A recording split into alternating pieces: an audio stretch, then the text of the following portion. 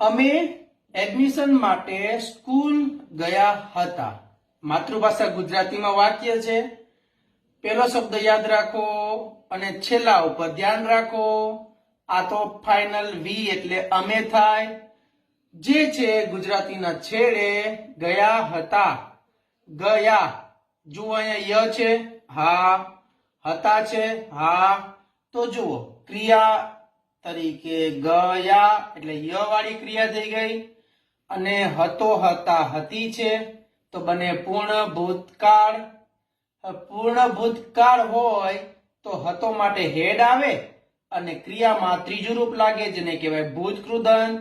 તો અંગ્રેજીમાં બીજા સ્થાન ઉપર હેડ સાથે ત્રીજું રૂપ મૂકી દો. તો ચાલો અમે એટલે વી, હતા એટલે હેડ, ગયા એટલે ગો નું ત્રીજું રૂપ ગોન. બાકીનું બધું જેમ મૂકવું હોય એમ મૂકી દો. હવે ધ વાળું તો જુઓ ખાધું, હતું, વાંચી, હતી.